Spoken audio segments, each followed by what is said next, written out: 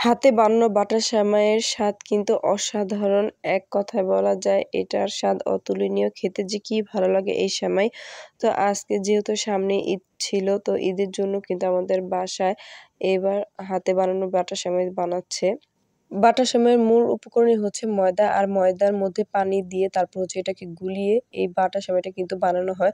তো এইখানে আপু হচ্ছে বাটার সেমাই বানানোর জন্য সামান্য পরিমাণ অল্প পানি দিয়ে তারপর ময়দাটাকে ভালোভাবে গুলিয়ে এরপর হচ্ছে বাটার সেমাইটা বানাচ্ছে। আর এই তো দেখেন কি সুন্দর করে আপু বাটার সেমাই বানাচ্ছে। আমিও যদি বা তেমন সুন্দর করে পারি না এই সেমাই বানাতে, আমি কখনোই বানাইনি। তারপরও হচ্ছে আজকে ট্রাই করব একটু। আর এইদিকে হচ্ছে আমার বোন খুব সুন্দর করে, আর দেখেন কি সুন্দর করে একেকটা ছড়া পড়তেছিল এই বাটা সেমাইয়ের। তো আমার আম্মু আগে দেখতাম এরকম করে সুন্দর করে বানাতো। যেহেতু আম্মু অসুস্থ তাই এখন হচ্ছে আমার বোনই বানাচ্ছে।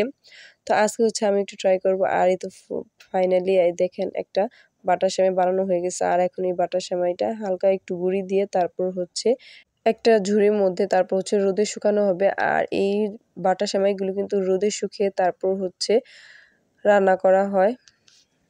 তো এক করে প্রত্যেকটা বাটার সেমাই আপু এখানে বানাচ্ছে, আর আজকে হচ্ছে আমি একটু ট্রাই করলাম। তো প্রথমবার যেহেতু জীবনে ফার্স্ট এই বাটার সেমাই বানাচ্ছি, আমারটা এত সুন্দর হয়নি। এরপর খুবই ইচ্ছা করছিল বানাতে, তারপর ভাবলাম যে একটু ট্রাই করি।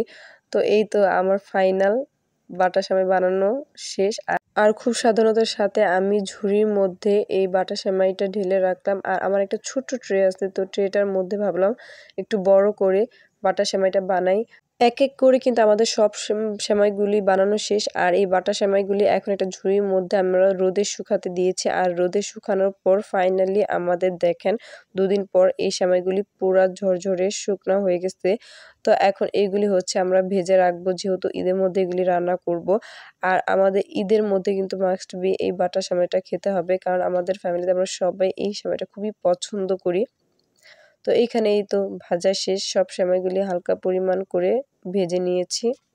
তো এখন এগুলিকে রান্না করা হবে, তাই একটা বোলের মধ্যে নিয়ে এটাকে ফুটন্ত গরম পানির মধ্যে তারপরে সেমাইগুলিকে ভালোভাবে সিদ্ধ করে নিয়েছে। আর এই তো দেখেন সেমাইগুলির উপরে বলকও চলে আসছে। তো সেমাইগুলি একটা ঝুড়ির মধ্যে ঢেলে এই গরম পানির থেকে ঝরিয়ে নিয়েছে। আর এদিকে হচ্ছে দুধ, চিনি, তেজপাতা, গরম মসলা সবকিছু দিয়ে দুধকে ভালোভাবে জাল দিয়ে তারপর হচ্ছে এই সেমাইগুলো দুধের মধ্যে ঢেলে দেওয়া হয়েছে। আর কিছুক্ষণ সেমাইগুলি রান্না করার পর এরপর হচ্ছে নারকেল দিয়ে দিছে। আর নারকেল দিয়ে কিন্তু ভালোভাবে নেড়ে চেড়ে সেমাইয়ের সাথে মিশিয়ে নিচ্ছে। আর নারকেলটা দেওয়ার পরে এই সেমাইটা যে খেতে কি অসাধারণ লাগে। তো ফাইনালি আমাদের বাটার সেমাই কিন্তু রান্না করা শেষ। তো দেখতেও যেমন লোভনীয় হয়েছিল, খেতেও কিন্তু ভীষণ মজা হয়েছিল। আমার তো খুবই ভালো লেগেছে। তো আজকের ভিডিওটা এই পর্যন্তই। সবাই ভালো থাকবেন, সুস্থ থাকবেন। দেখা হবে পরবর্তী ভিডিওতে। আল্লাহ।